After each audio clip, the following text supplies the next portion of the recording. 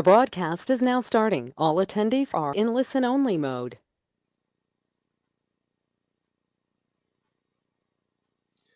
Namaskar, welcome to our Ashtanga Yoga course. I'm Dada Ranjitananda. Today is the class number 11. A little bit of review.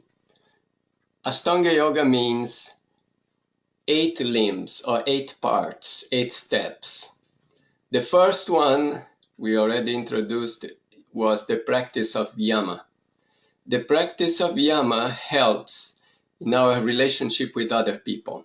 And there are 5 points, just like in one hand there are 5 fingers. We can say that the yama has these 5 points, and to make it a complete practice, we have to do the 5. The first one is not to harm anyone. The second one is to speak truth, benevolent truth. The number 3, the third one is non-stealing. The fourth one is to see oneness in everything. Everything is part of the same infinite consciousness. And the number 5 is to live a simple life, not to accumulate stuff. And that makes yama.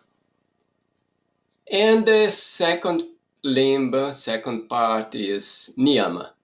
In niyama is more what we can do to make our own existence better, our relationship with ourselves better. And that also has 5 parts. Cleanliness, all-round cleanliness, mental and physical.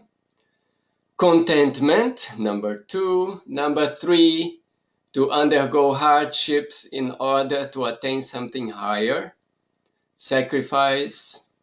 Number 4, to study, understand, particularly spiritual philosophy. And number 5, deep meditation, to go within, to withdraw from the world and meditate within. That makes 5 points of niyama. So we have limb or part 1, yama, part 2, niyama, part 3, asanas, the exercises of yoga. Anyone can do, any age. You just have to choose the right exercises and do according to your capacity. Today, we are going to do a review of the asanas. It has been already presented. I have presented it in the previous classes. Today, I just put it all together in one package. Let's review it.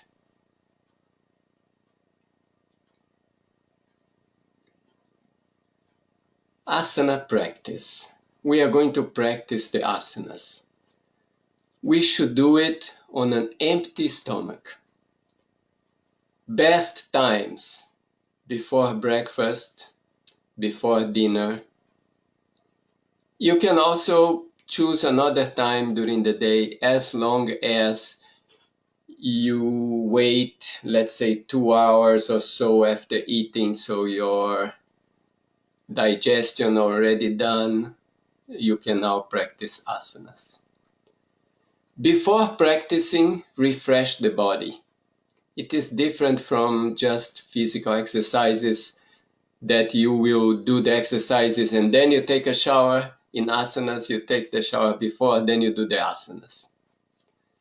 You start with some warm-ups.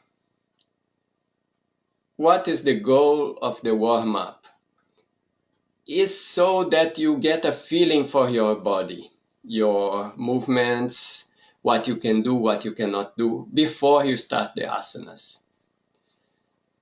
Then you can practice the 3 basic asanas. We'll see all these items in detail in a moment. 3 basic asanas. There is a time for each asana, how you breathe in each asana, so observe that. When you finish the asanas, do a self-massage. That was, we explained previously. Then relax. practice complete relaxation. After that, you finish the asanas, relaxed. You can take a short walk, better in the open air, breathe some fresh air. You should wait at least 10 minutes, 20 minutes, let's say 10, 15, 20 minutes before drinking water, before washing yourself. If you wait, the body will come back to normal. Let's say when you are doing the asanas, you are stimulating the body. Different glands and muscles and organs get stimulated. So you want them to come back to normal. Then you drink, or then you wash yourself, or anything, or eat also. Okay, so that's the kind of the skeleton of the practice, which you can do regularly, because what you do regularly has a tremendous effect in your body and mind. So asana should be done regularly, every day, even twice. You can do even twice a day, in the morning and in the evening. Okay, so I just tell a little bit more about each item.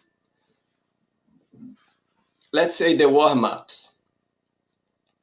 Warm-ups gently move all parts of the body, all the, let's say, joints, and just move so that you get a feeling for it. And you understand if it's stiff, it's not, how it is for you today. You kind of feel your body, so you understand what you can do and what you should not do, your strengths and your limitations. So when you do the asanas, you avoid any injury, you avoid forcing yourself. So you want to do this warm-up so that you get a feeling for the body, become more conscious of your body. That's the general idea of the warm-ups. It's not that you have to do gymnastics before, or like that, jump here and there. No, you will do gentle movements. Now you feel how your joints are working, you feel how your muscles are today, and like this you get a general feeling for the body. The body is now ready to do the asanas. That's the idea. Then you go to the basic asanas. Do it on a mat or a blanket. There are yoga mats. They are usually rubbery material. It is not the best material to be in contact with your skin. So if you have a cotton towel or something you can put on your mat, that is better for the skin. Which clothes to use? I mentioned that if you are at home, if you are in your room, you can do with minimum clothes as possible. If you are on a social environment, then you adjust with that social environment. First asana, basic asana that I presented, is called Cobra or Bhujangasana. It will be done in 8 repetitions.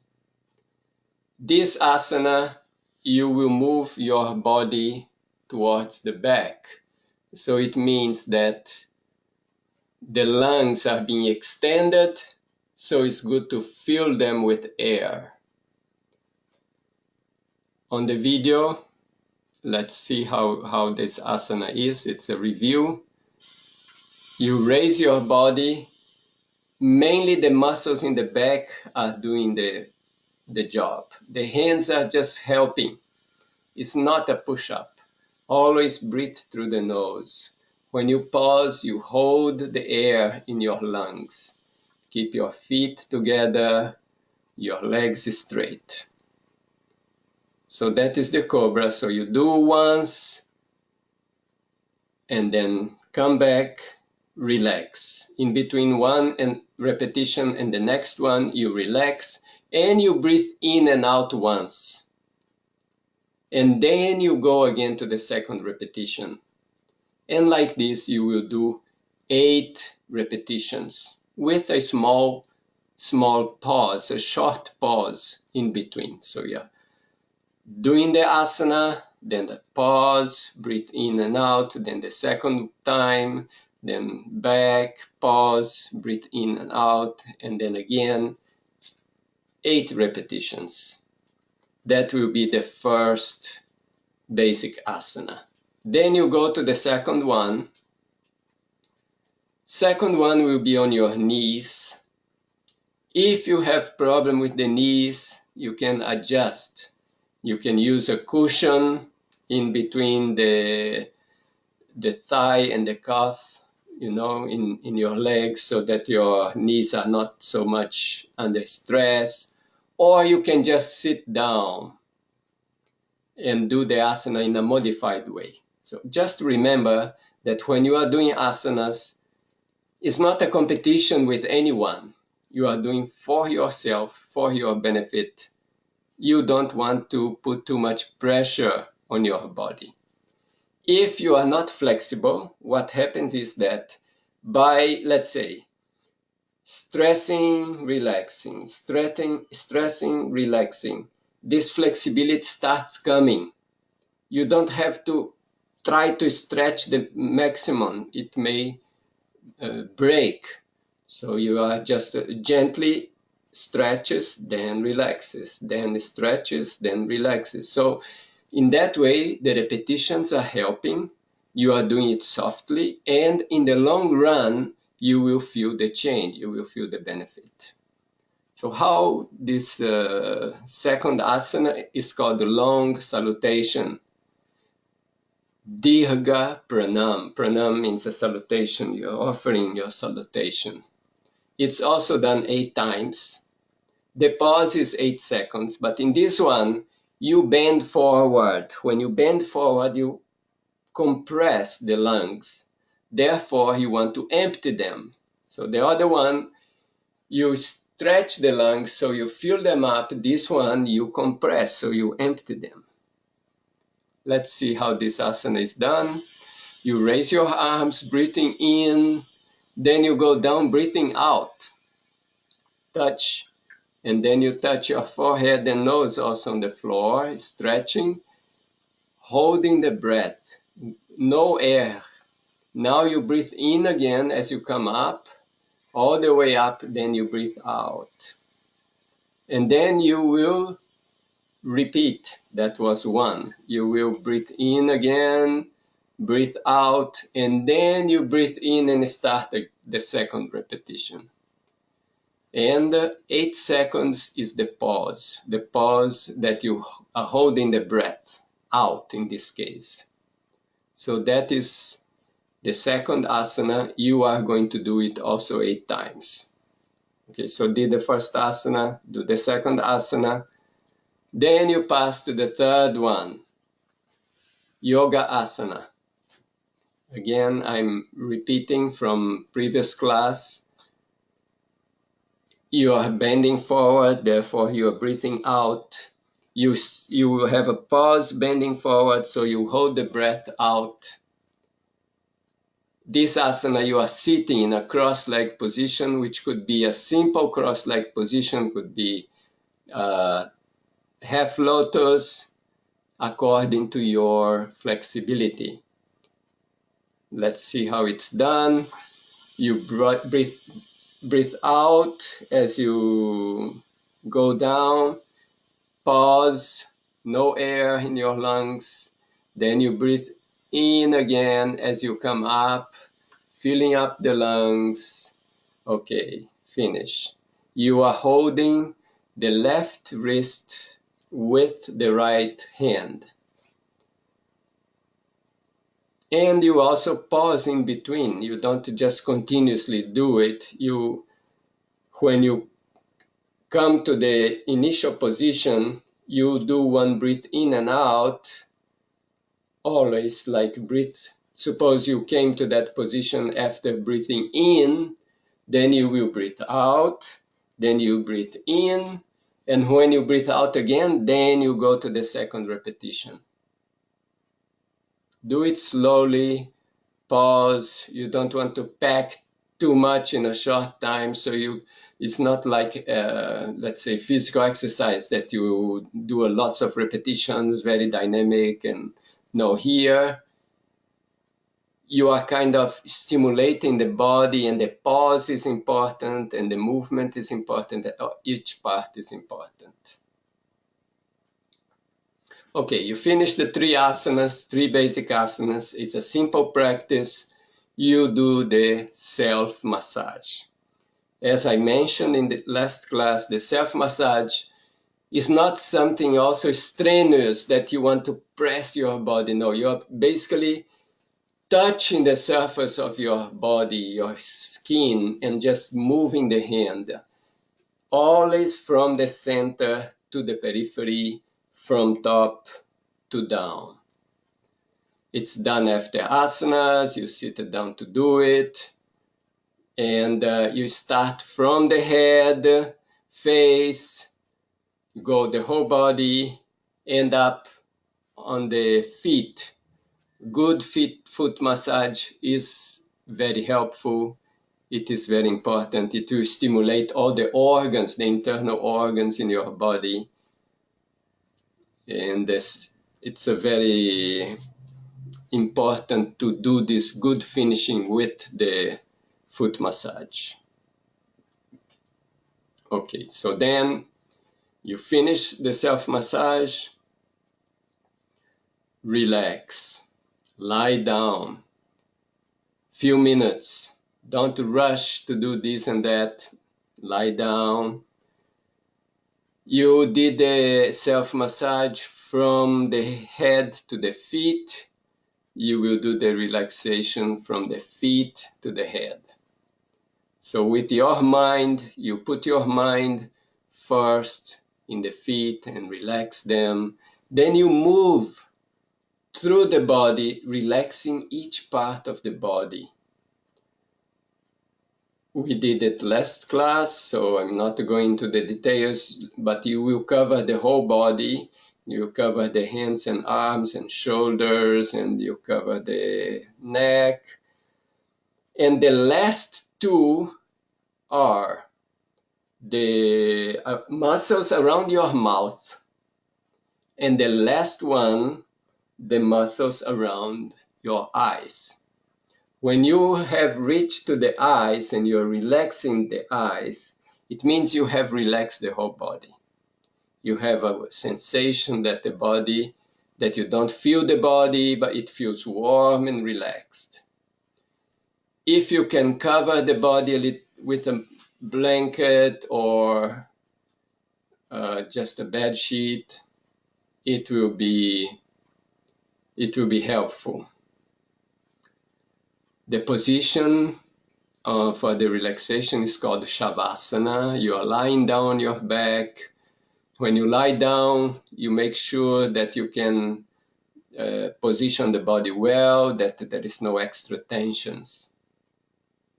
And this relaxation could take you a few minutes. And when you reach the full relaxation, you can stay 1 or 2 or 3 minutes in that position. Avoid sleeping. Don't sleep because you are relaxing, not sleeping. You have to be conscious, fully relaxed.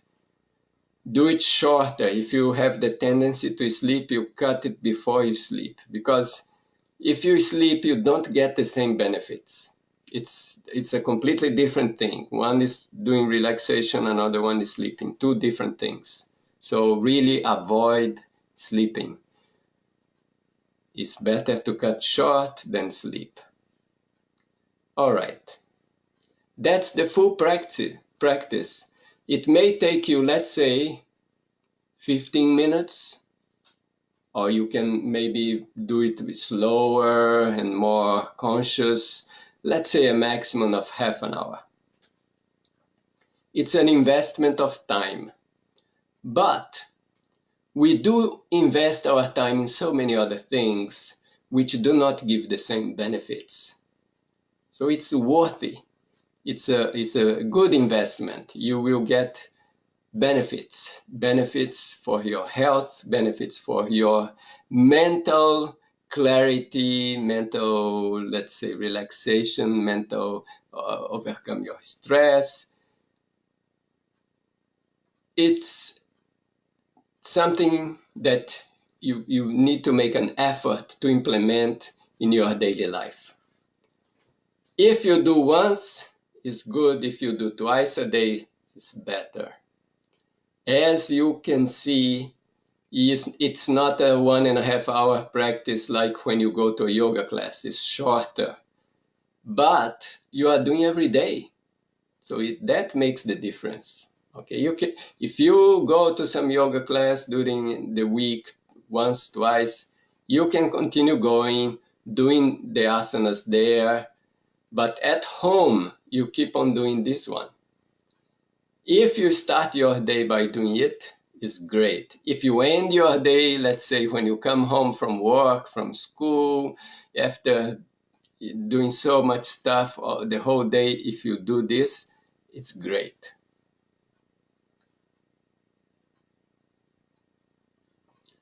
Okay, so today I just wanted to kind of review in one class all the whole practice, so you have a overview of it. And you see, I spent about 20 minutes explaining it.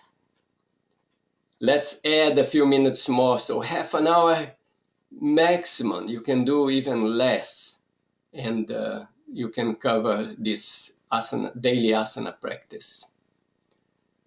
It's not a physical exercise. You still need to do some physical exercise, walk, run, or something else to make the muscles strong like that.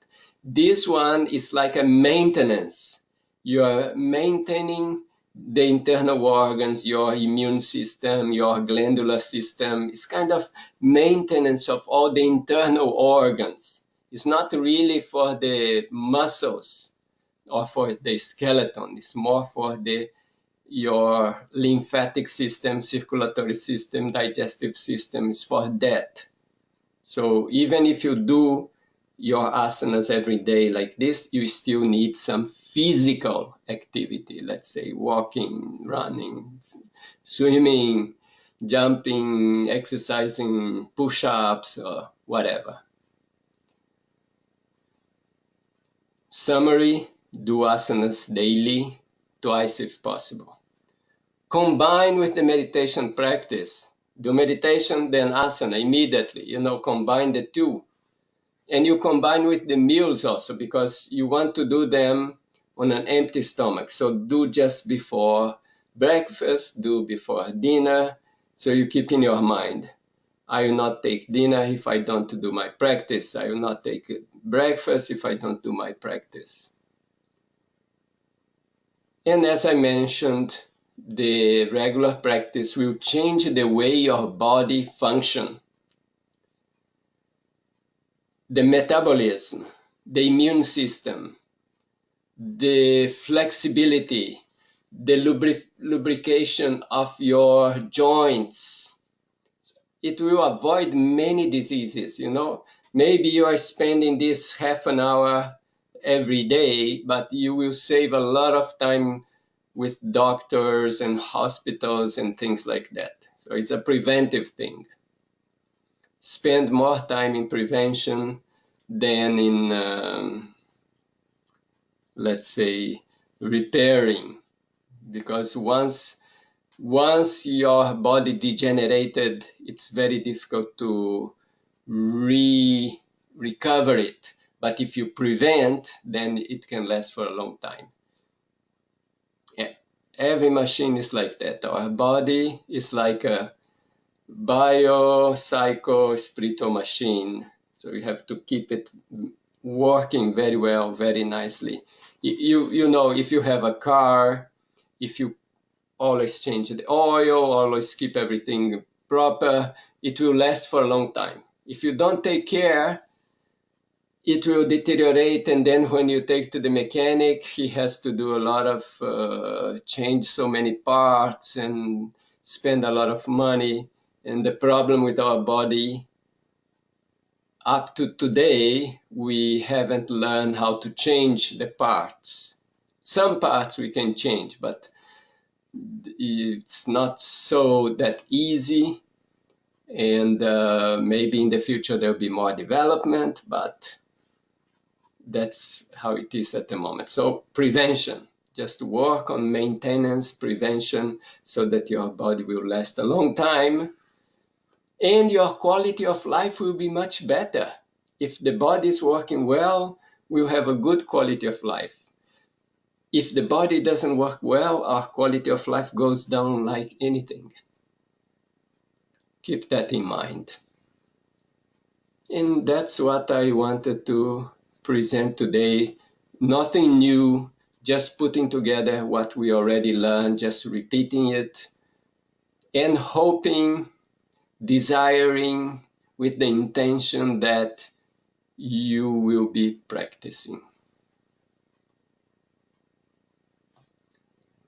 Questions, type your questions, whatever questions you have, now or send me in the future. Closing quote.